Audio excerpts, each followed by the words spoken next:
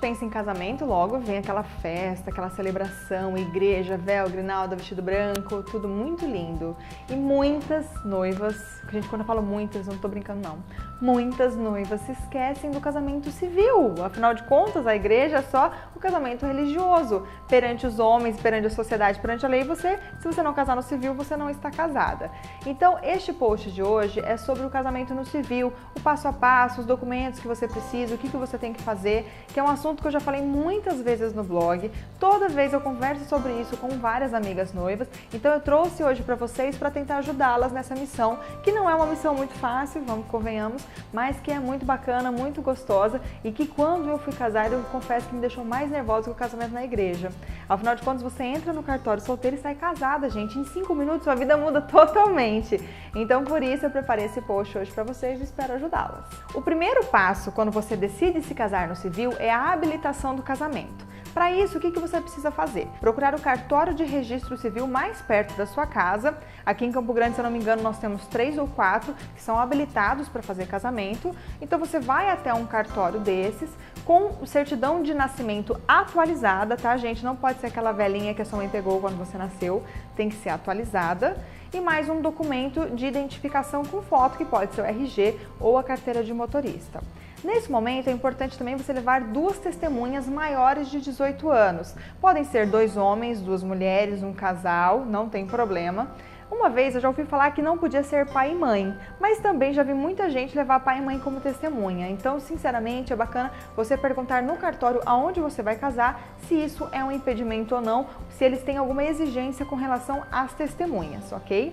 São 2 testemunhas quando você abre o processo e 2 testemunhas no dia do casamento, que não precisam necessariamente ser as mesmas pessoas, tá bom?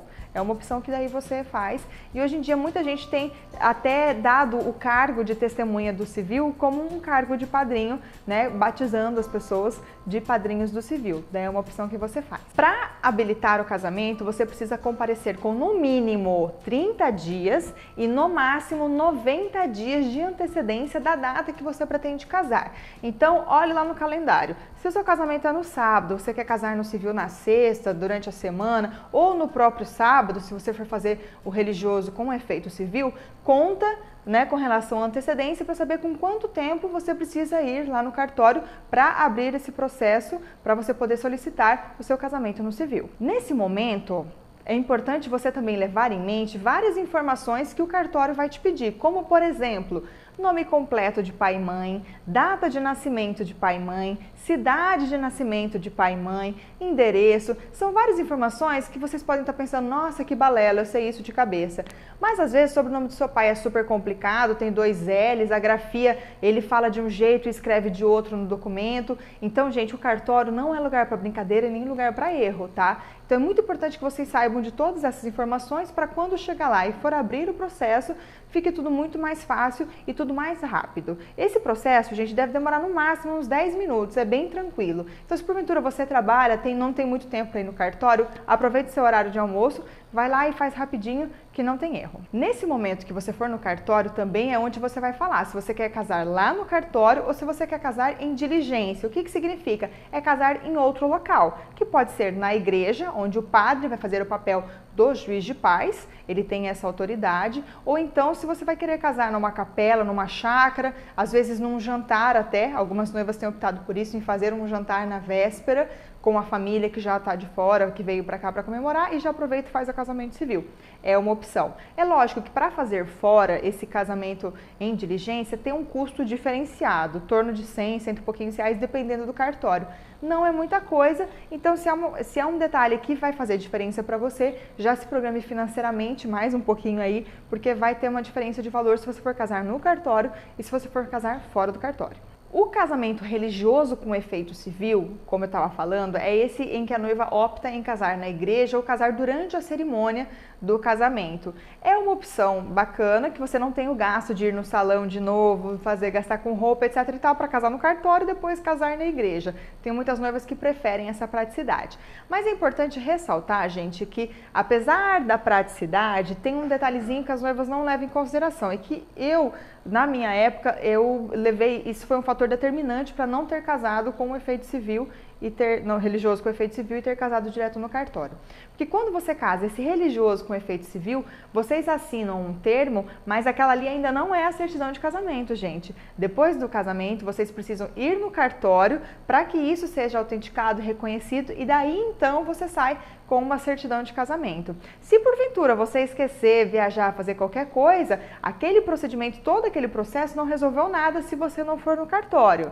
Tá? Então tem uma questãozinha, tem uma questão meio burocrática aí no meio, que os cartórios não informam, que os cerimoniais também não informam e que às vezes a noiva não sabe, né? E acaba passando e acaba até perdendo todo esse processo, até esse valor que ela já pagou por conta desse detalhe.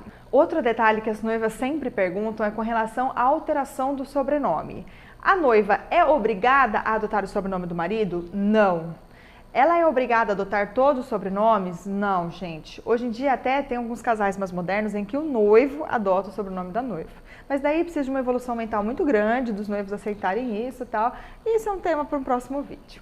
Então, quando você optar em adotar o sobrenome do marido, uma dica, conversa já com ele antes. Se você porventura não for adotar, já explica para ele os motivos, para que os dois estejam cientes e na hora que for fazer a abertura do processo, na hora que chegar para a pessoa e falar assim, ela vai adotar o nome ou não vai, esse já seja um assunto resolvido e que vocês não resolvam lavar roupa suja ali na frente da mulher, que não tem nada a ver com a paçoca, tá?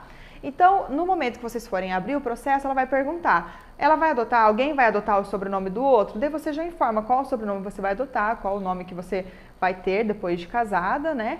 E um detalhe muito importante, tem como tirar algum nome para você adotar o sobrenome do marido? Tem. Só que isso não é no cartório que você faz, gente, não é um processo tão simples. Você precisa entrar com uma ação, você precisa justificar o porquê de tirar o nome. É todo um processo burocrático e jurídico que demanda tempo, dinheiro, estresse, um monte de coisa. Então, se porventura você está passando por esse perrengue de talvez pensar em tirar algum nome, faça isso com um pouco mais de antecedência do que os simples 30, 60, 90 dias que o processo do casamento em si exige, tá? Porque isso vai demandar um pouco mais de você. Uma dica que eu dou para vocês, que na época do meu eu fiz e facilitou e muito a minha vida, é fazer uma versão reduzida da certidão de casamento.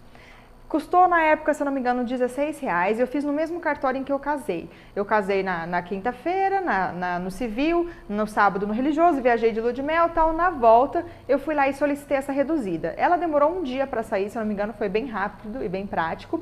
E por que eu fiz essa reduzida? Pensando justamente na troca dos documentos. Daí tem muita noiva que falava assim, eu tenho preguiça de adotar o sobrenome do marido, que vou ter que trocar todos os documentos, blá, blá, blá, blá, blá, blá. Gente, para de preguiça, né? Vamos e venhamos.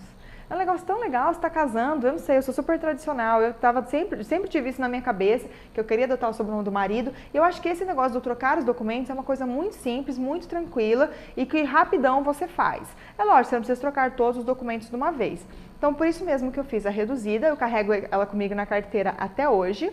Então, em todos os lugares que eu precisei alterar documento, eu não precisei ficar andando com aquela certidão grande do cartório que você ganha e que, por sinal, você tem que guardar com carinho, que você vai usar em várias ocasiões.